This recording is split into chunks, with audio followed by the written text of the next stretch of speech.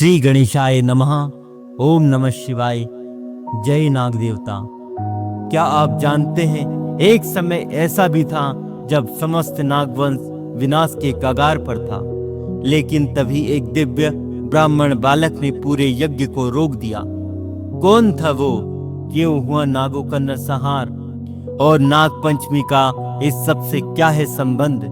आइए जानते हैं पुराणों और शास्त्रों पर आधारित नाग पंचमी की वह रहस्यमयी कथा जो आज भी सर्पदंश से रक्षा का वरदान देती है। वीडियो को अंत तक जरूर देखें, यह सिर्फ कथा नहीं, एक गूढ़ सत्य है।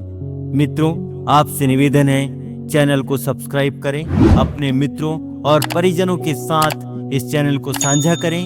नाग पंचमी का महत्व। हिंदू धर्म में नाग पंचमी एक अत्यंत पूज्य और धार्मिक पर्व है।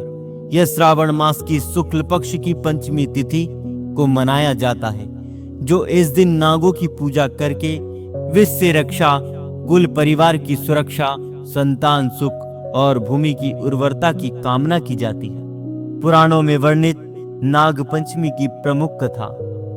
यह कथा महाभारत, स्कंद पुराण, भागवत पुराण और गरुड़ पुराण में विभिन्न रूपों में मिलती है।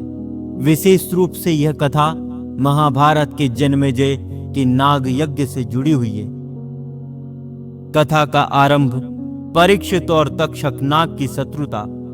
महाभारत युद्ध के बाद अर्जुन के पुत्र अभिमन्यु और अभिमन्यु के पुत्र परीक्षित को हस्तिनापुर का राजा बनाया गया।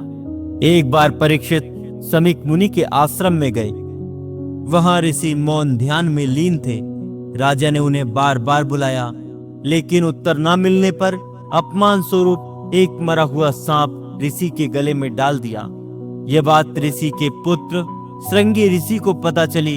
उन्होंने क्रोधित होकर श्राप दे दिया, जिसने मेरे पिता का अपमान किया है उसे 7 दिन में तक्षक नाग डसकर मार डालेगा। श्राप सत्य हुआ। 7वें दिन तक्षक नाग ने राजा परीक्षित को डसकर मार डाला। राजा जन्मेजय और नाग यज्ञ का प्रारंभ। परीक्षित के पुत्र जन्मेजय को जब यह बात पता चली, वह क्रोधित हो उठा।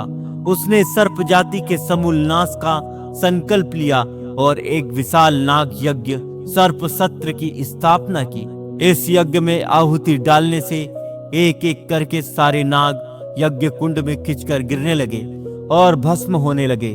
तक्षक नाग इंद्र के पास जाकर छिप गया, लेकिन यज्ञ की अग्नि इतनी प्रबल थी कि इंद्र सहित तक्षक नाग को भी खींचने लगी।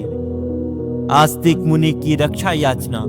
जब यह हो रहा था, तभी आस्तिक मुनि, जो स्वयं एक नाग माता मनसा देवी और ब्राह्मण पिता जरतरु के पुत्र थे, वहां पहुंचे। उन्होंने राजा जन्मेजय से आहुति रुकवाने की प्रार्थना की। राजा ने पहले मना किया, लेकिन जब आस्तिक मुनि ने शास्त्रों के तर्क, धर्म की मर्यादा और क्षमाशीलता की महिमा बताई, तब राजा ने यज्ञ रोक दिया। इससे नागों का संहार रुक गया और तक्षक नाग की भी रक्षा हुई। नाग पंचमी की परंपरा का प्रारंभ। यही वह दिन था जब सर्पों को नाश से मुक्ति मिली और तभी से श्रावण शुक्ल पंचमी को नाग पंचमी के रूप में मनाया जाने लगा। इस दिन नागों की पूजा करके यह संकल्प लिया जाता है कि हम किसी नाग को नुकसान नहीं पहुंचाएंगे और उनके संरक्षक रूप की वंदना करेंगे। गरुड़ पुराण और स्कंद पुराण के अनुसार नागों के नाम। गरुड़ पुराण में प्रमुख 8 नागों के नाम बताए गए हैं, जिनकी विशेष रूप से पूजा होती है। अनंत, वासुकी, तक्षक, करकोटक, शंखपाल, पद्म, महापद्म और कुलिक। इनका स्मरण करने से काल सर्प दोष, नाग दोष और सर्प भय दूर होता है। नाग पंचमी की परंपराएं और पूजन विधि। शास्त्र अनुसार दीवार पर या भूमि पर नाग देवता की चित्र बनाकर या मिट्टी की मूर्ति बनाकर पूजा की जाती है। दूध, चावल, कुश, अक्षत और धूप दीप अर्पित किए जाते हैं। व्रती दिन भर उपवास रखते हैं और सर्पों को दूध या लड्डू आदि का भोग लगाते हैं। महिलाएं भाई की लंबी उम्र और घर की सुरक्षा के लिए व्रत करती हैं। यह व्रत विशेष रूप से ग्रह रक्षा, संतान सुख तथा नाग दोष निवारण के लिए किया जाता है।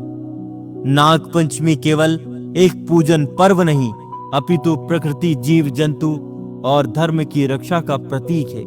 यह सिखाता है कि क्रोध, प्रतिशोध और हिंसा से कोई लाभ नहीं होता, बल्कि क्षमा, विवेक और संयम से शांति आती है।